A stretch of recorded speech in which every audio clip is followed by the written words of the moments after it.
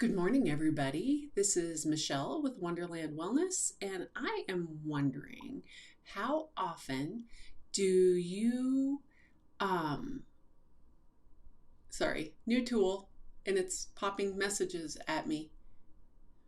Um, Wondering how often do you have issues with stress eating?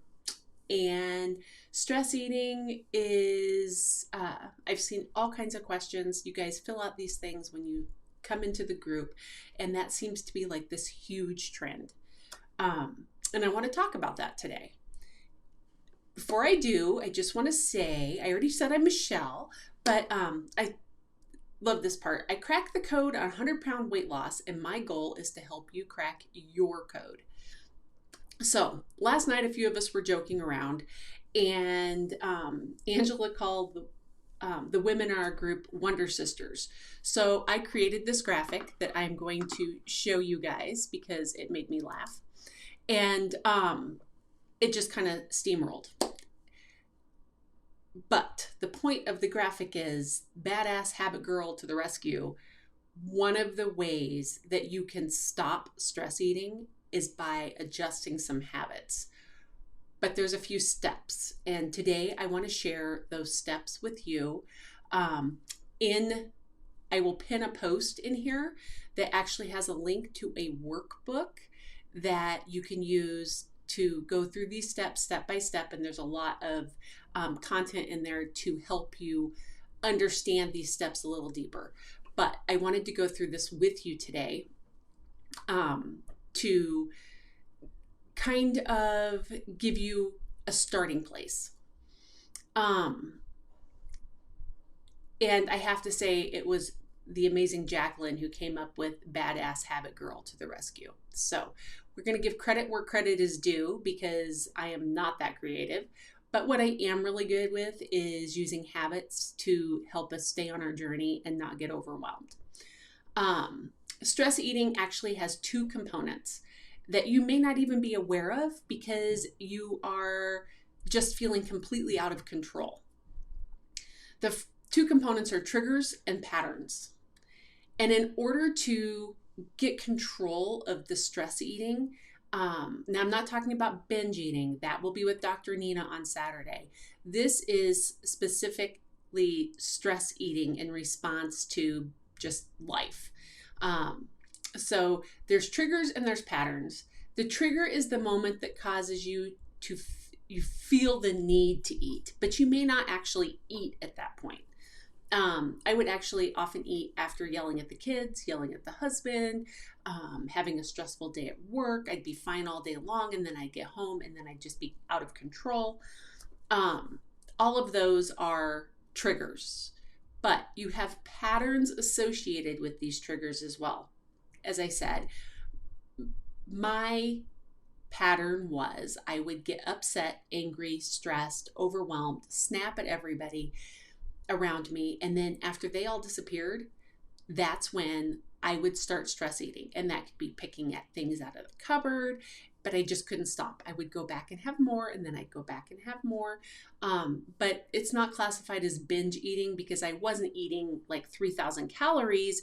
I was just eating more than what I wanted to maintain my weight loss. So you've got your trigger, which is your stress, and then you've got your pattern of when you do this. Now, in order for habits to actually help you, you have to become aware of both your trigger and your pattern. I'm going to move my notes up here and make sure I don't miss anything for you guys.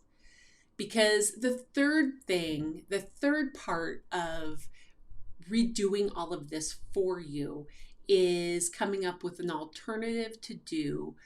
I call them coping mechanisms, an alternative coping mechanism to deal with your stress and your anger and whatever causes you to go off the rails. There's a ton of them that you can do. Of course, the biggest one you always see is movement or exercise. But when I started the weight loss journey at 120 pounds overweight, movement was really hard for me. My husband had to help me up the stairs to tuck the kids in at night. He kind of like shoved me up, or I had to pull the railing to pull myself up. So movement was really hard. So that wasn't really something that I spent a whole lot of time with. I did, however, do a little bit of woo-woo breathing exercises. And I will tell you, if you do not spend time just living in the moment and feeling the emotions and feeling the stress, and you just keep trying to avoid it, it's going to catch up to you. Even just a few minutes throughout the day can really, really help you in the long run. But what did I do besides my woo-woo breathing in the moment and a little bit of meditation? Things like playing with a pet, spend time with loved ones, where as long as they aren't your source of stress, make a gratitude list, or paint, sew, or create something. Go take a nap, or read a book where you're separating yourself. These are all coping mechanisms that you can do to replace the food coping mechanism. Now, I used food to cope with everything for the majority of my life. So I'm promising you it does work, but it does also take time. So those are my tips for you today. Learn your triggers, figure out your patterns, and then come up with an alternative coping mechanism for stress eating. Now, to learn more about this, make sure that you grab the free workbook, Stop Stress and Emotional Eating with Small Sustainable Habits. I couldn't have made that name any longer or more difficult. But for now, I am going to sign off. This is Badass Habit Girl, aka Michelle, with Wonderland Wellness, saying you can do anything for 5 minutes and go kick butt and take names to reach your goal. You guys have an amazing day. Bye.